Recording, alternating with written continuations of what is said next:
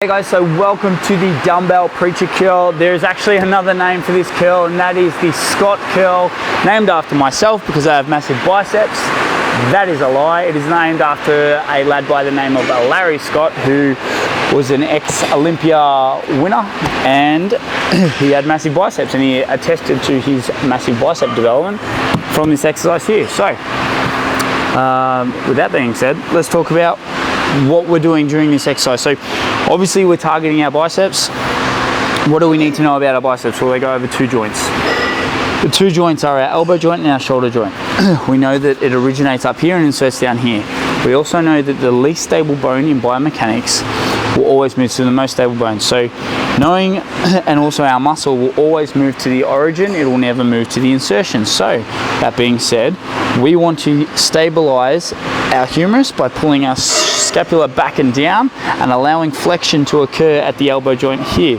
This becomes our least stable bone, and that's where our resistance goes, in there. Right.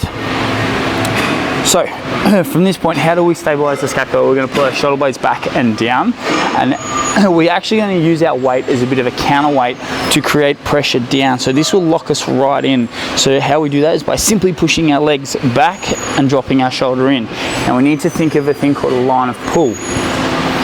The line of pull is the straight line in which we want this dumbbell to, or the resistance to travel. If the line of pull is out left or right, what's going to happen is that we're going to get a shearing effect, or we're going to end up with pain to the insides or the outsides of the elbow. So it's important that we have our line of pull straight up and down, which is why if you're ever doing two dumbbells or a barbell curl in this position here, we want to make sure that these elbows are both nice and straight. Now if you can't get into this position because you're too tight or you got too much pec muscle, God forbid, and that you find yourself out here, especially on things like easy bar curls or even a straight barbell, I would suggest that you get rid of that because your line of pull is out, and I would suggest that you go to a single arm dumbbell curl or a single arm dumbbell preacher curl and make sure that your line of pull is nice and straight. So we want our hand lining up with our shoulder.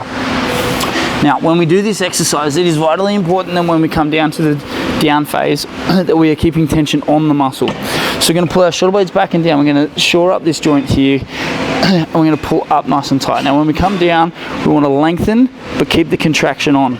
Come up, squeeze hard, down, squeeze hard. Now we can get a little bit fancy with this exercise and think about taking our pinky to the outsides of our shoulder, because that'll activate the short head of the bicep a little bit more, or the long head. I'm not entirely sure. I think it's a short head. By looks of things, it's a short head.